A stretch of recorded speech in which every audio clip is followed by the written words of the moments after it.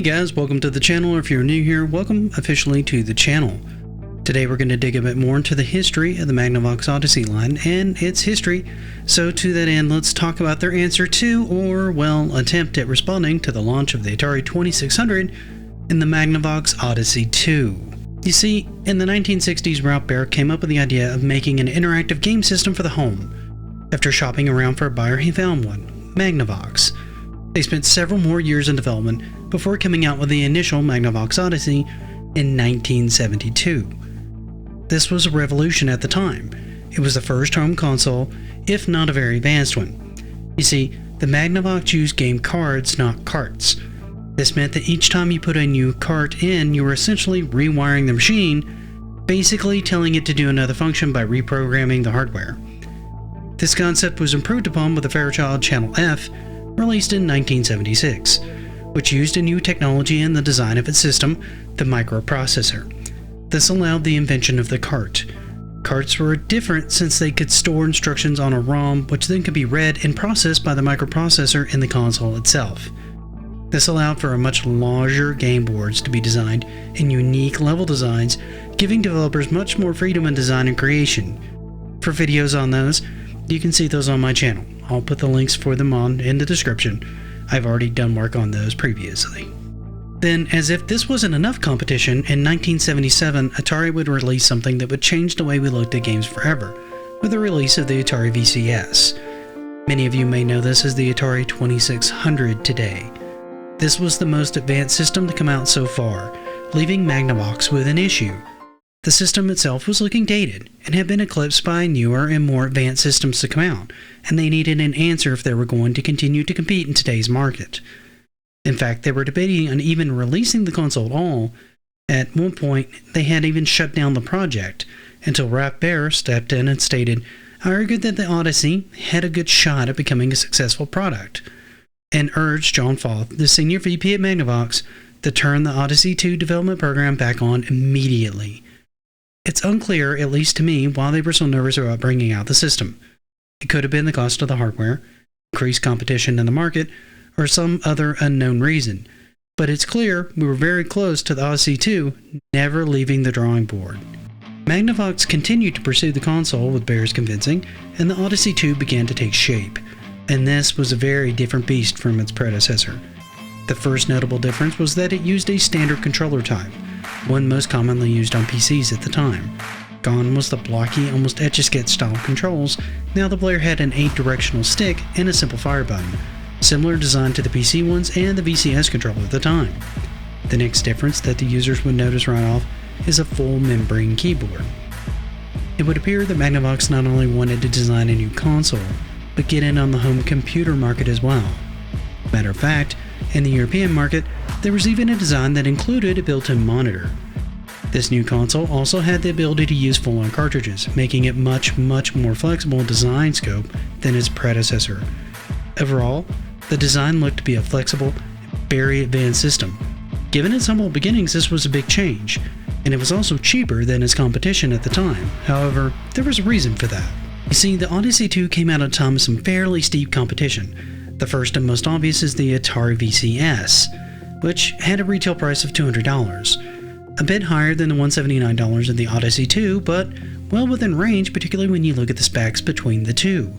The Odyssey had 64 bytes of RAM, and the VCS had 128 with a higher resolution.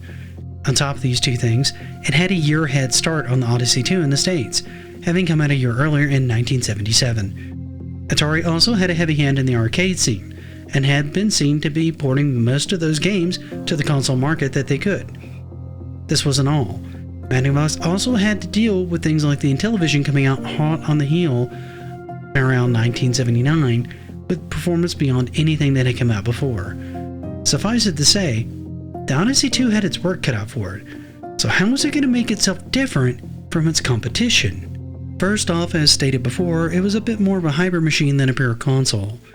The fact it came in with a built-in keyboard allowed it to do more flexible tasks like a computer would, while still being able to pop in and play a game anytime the user wanted. Another clever feature it used was to play into the aspect of focusing on board games. Yeah, board games. You see, the system itself was, in a word, underpowered. at least for the time. So instead of approaching things the same way Atari did, Magnavox decided to try a different approach by launching a very different type of game lineup than one would see either on the VCS or the Intellivision at the time. This allowed it to stand out in an increasingly competitive game market. One of the most notable of these was known as Quest for the Rings. This was, well, to say, unique is an understatement. Let's see. You see, instead of picking up a controller and playing it like any other game, this game came with a full-on board as well as a map and tokens. This sounds odd in and of itself until you realize it wasn't a first. I know I say that a lot on this channel, but it's true. In the 1970s, there was a board game called Monday Night Football that you would play while watching the program, well, Monday Night Football. Quest for the Rings, while it took a step from Monday Night Football, was a very different beast. It was more of a D&D focused multiplayer game.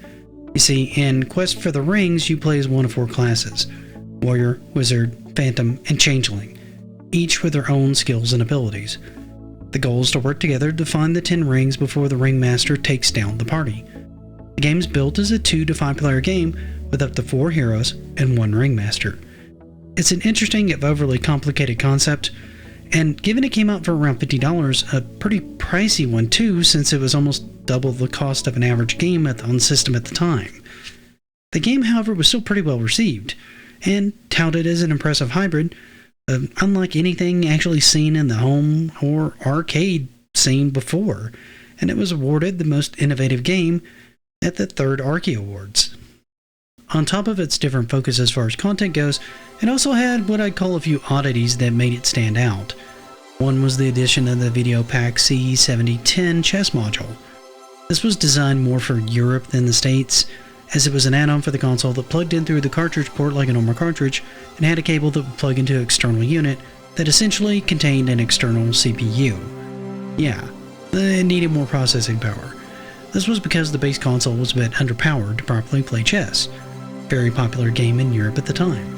It also had another add-on called The Voice, which added text-to-voice features to the system. In order to use it, you'd place the unit on top of the Odyssey 2, with it plugging into the cartridge slot on top of the unit. It would then replace the original power supply unit of the Odyssey 2 with its own, and from that point on, you plug all your games into that unit. If the game was compatible with the system, the output and sound would come through the system, which had its own speaker and volume control. Otherwise, the sound would come out the TV like any other game. Interestingly enough, this was one of the first system add-ons to use voice synthesization, beating out the IntelliVoice by nearly 2 years, as it was released in 1980, and the IntelliVoice wouldn't see retail until 1982. The voice really only worked with a handful of games, honestly. The first was Type and Tell, which is kind of bland, but let's go into it. In this one, you would type in what you wanted it to say, and it would repeat any phrase typed into it that would fit into a 12x6 grid. This didn't work so well. You'd often have to mistype a word like computer is computer in order to actually get the voice synthesizer to do its job properly. So this, I would imagine, was not a very popular game unless you were trying to learn a language or try to teach a small young one how to speak. The next game was Nimble Numbers Ned, one of the first real educational games designed to work with the system. In this game, the objects to get from one side of the river to the other side by jumping 100 stones as barrels roll at you. However, there's a catch. You can't jump till you answer some mathematical questions, and the number of jumps you can do is determined by the number of correct answers you give. As the game starts, you see Ned leaning on his barrels who asks you which drill you'd like to try, and you have several options: shapes, multiplications, and functions. Shapes is what you would think. It's a game showing you a geometric shape and asking you to identify it. Multiplication is again pretty self-explanatory, with it giving you multiplication problems, and you have to solve with the complexity of the math problem, based again on the difficulty level. The last one, functions, well, this one has you performing basic algebra by giving you part of a function and blanking out part of it, challenging the user to fill in the last correct piece. Once you complete one of these 3 drills, you use the joystick to advance across the river, while the voice taunts you saying, "Watch out," or "Dodge," as you try to make your way across the river itself. It's a pretty interesting idea overall for a game, combining both an educational type game with a platformer that gives you limited jumps based on right answers. The last game made for it was KC's Crazy Chase. This was the first talking arcade game for the Odyssey. This was a maze game much like Pac-Man, in which you run through the maze munching on dots while avoiding predatory monsters. There are usually 2 monsters in the maze and a segmented snake at a given time. When KC eats a segment of the snake, all the monsters on the stage are stunned for a time. Once he's eaten all the segments, he proceeds to the next stage. It even has side tunnels like Pac-Man to give you ways to go from one side of the maze to the other quickly. While you're playing through one of the 5 mazes, the module offers you playing tips and exclaims "Incredible!" each time you finish one of the mazes. It's actually kind of a really cool idea.